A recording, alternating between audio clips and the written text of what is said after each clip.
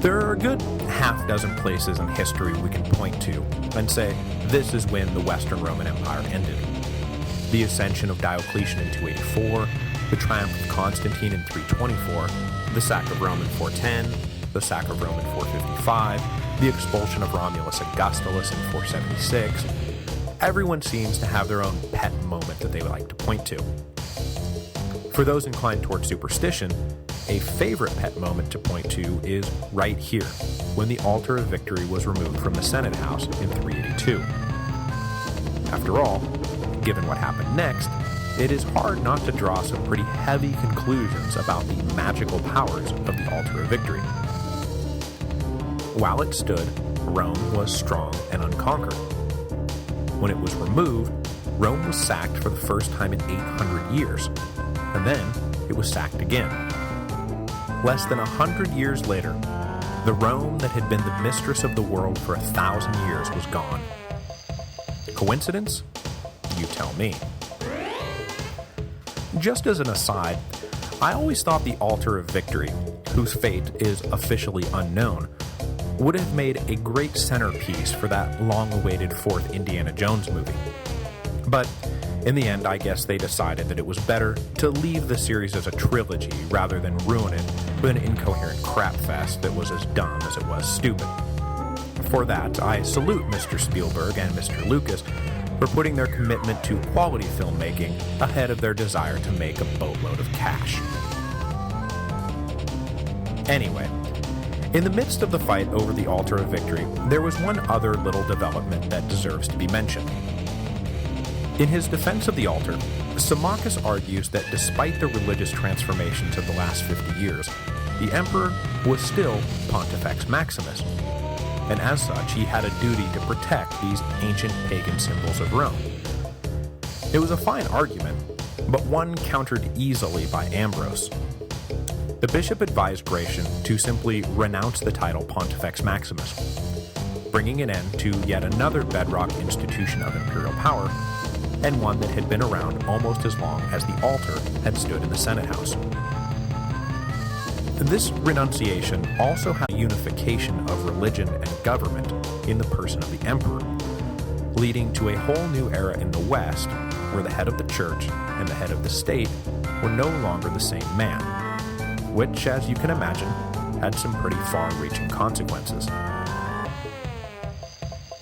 So this is where things stood as Theodosius wound down the Gothic War.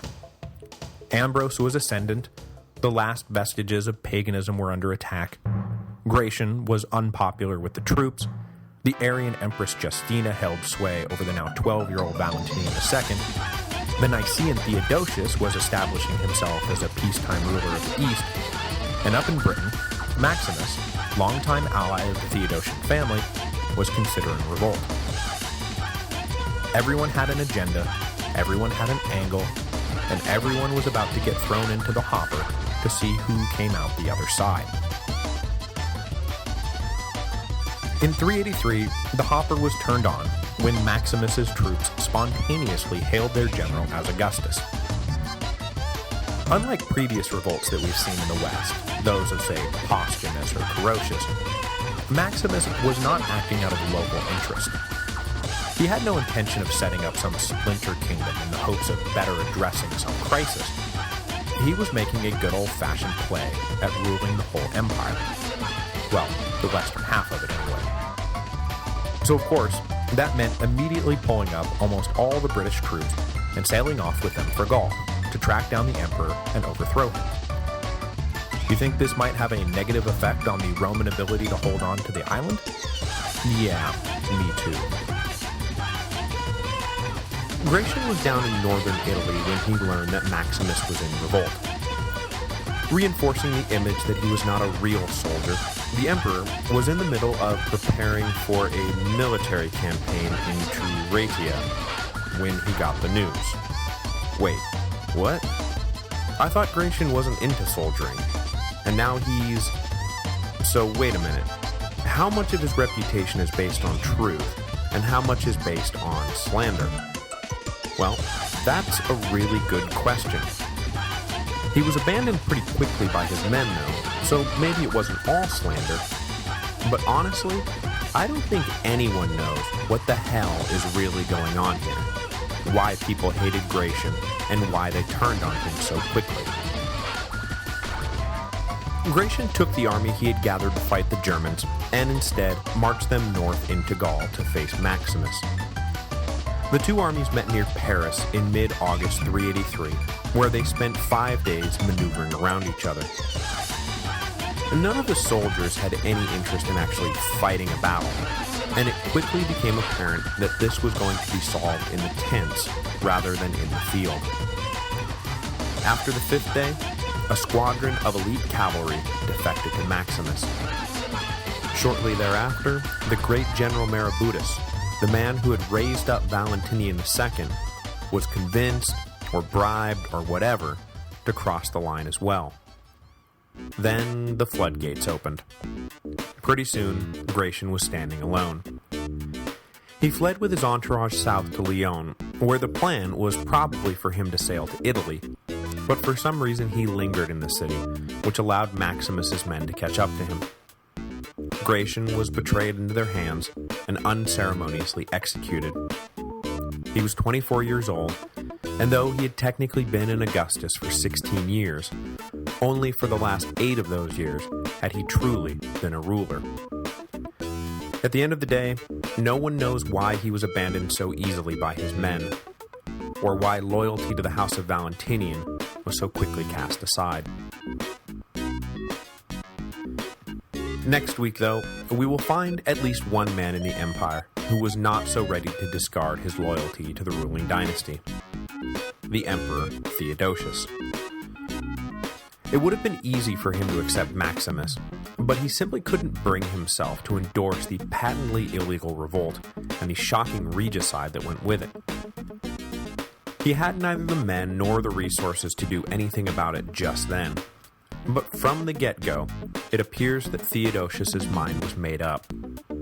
Maximus would have to answer for his crimes, and if that meant civil war, then so be it.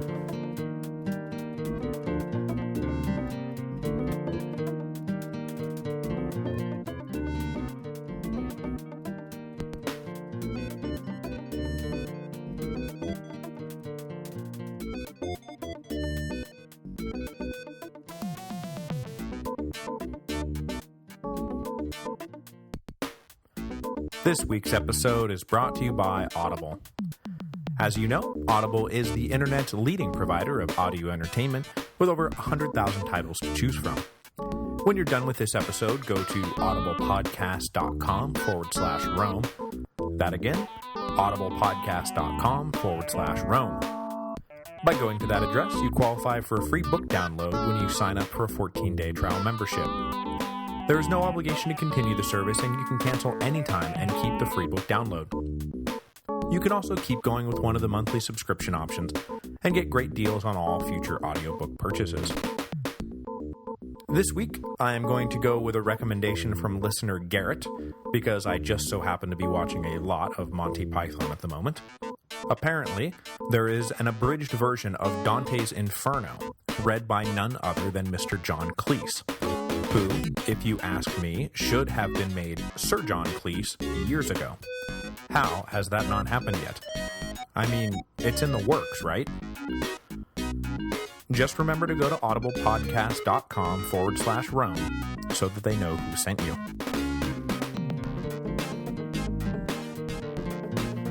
Hello, and welcome to the History of Rome. Episode 156, Jockeying for Position. When the Emperor Gratian was overthrown and murdered by the General Magnus Maximus in 383 AD, a game of high-stakes political chess kicked off before checkmate was finally declared. Along the way, the three imperial courts would use every means at their disposal to gain the upper hand, be they diplomatic, religious, or martial. Those of you who have read ahead know how the game turns out, but the 5-year quasi-partnership between Maximus, Valentinian II, and Theodosius is a fascinating little period that wound up having profound consequences for the history of the Western world, especially in the always tricky field of church-state relations. Following the execution of Gratian, which was ordered by overzealous subordinates, I swear, Maximus advanced on Trier, took the capital without a fight, and set up an imperial court for himself. With a boy emperor reigning in Milan, and a likely ally in Theodosius reigning in Constantinople, Maximus had good reason to believe that 80% of his work was already done. All he had to do now was co-opt the weak court of Valentinian II and request official recognition from the strong court of Theodosius, and he would be the unchallenged ruler of the Western Empire. QED. So, rather than press on with a military offensive, Maximus chose to instead launch a diplomatic offensive. He would later consider this to be his greatest mistake. When the court in Milan got word of Gratian's death, they decided to send Bishop Ambrose north to Trier to have a chat with Maximus and feel the general out. They knew that as a devout Nicaean, Maximus would be willing to listen to what the bishop had to say, rather than just dismissing him out of hand like he might some random official. And the court of Milan needed Maximus to listen to Ambrose, and then keep listening, and then keep listening, long enough to allow them to blockade the Alpine passes into Italy. Ambrose played his part to perfection and stalled for time like a seasoned diplomat. At first, Maximus came out strong and demanded that young Valentinian come north at once, as a son comes to his father, believing that the court of Milan had no backbone and that the mere threat of invasion would make them all wilt. Ambrose stalled by saying that it was crazy to expect Valentinian and his mother Justina to make such a journey with winter settling in, but maybe it would be possible in the spring. When Maximus pressed, Ambrose told the general that he did not actually have a mandate to make guarantees of that sort, and that he would have to go back to Milan to receive further instructions. Maximus would have to wait a little while for a formal answer to his demands. Not too much longer, just please be patient. Time successfully bought, Valentinian's generals were able to position troops in the passes, and by the time Maximus realized that the whole thing had been a giant stall, it was too late. He had critically misjudged the loyalty of the Milan court to the House of Valentinian, and any chance he had at a swift and total victory was now gone. Maximus had reason to expect better treatment from Theodosius, but again, he was let down. The general's envoys arrived in Constantinople and basically said, "Gratian is dead, Maximus is in charge, please sign here."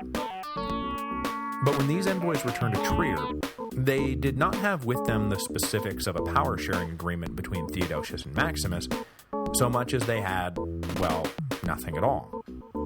Theodosius just ignored their demands. Not even bothering with a response, the Eastern Augustus had decided to just sort of pretend like the whole thing hadn't happened. This left Maximus thoroughly vexed. The imperial officials down in Italy weren't supposed to be closing ranks around a 12-year-old, and his old friend Theodosius wasn't supposed to be giving him the cold shoulder.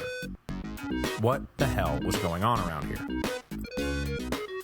Luckily for Maximus, though, everyone else was pretty much as vexed as he was. All three imperial power centers had enough troops to fend off an attack from one of the others, but none of the three could muster a force large enough to overrun one of the others. So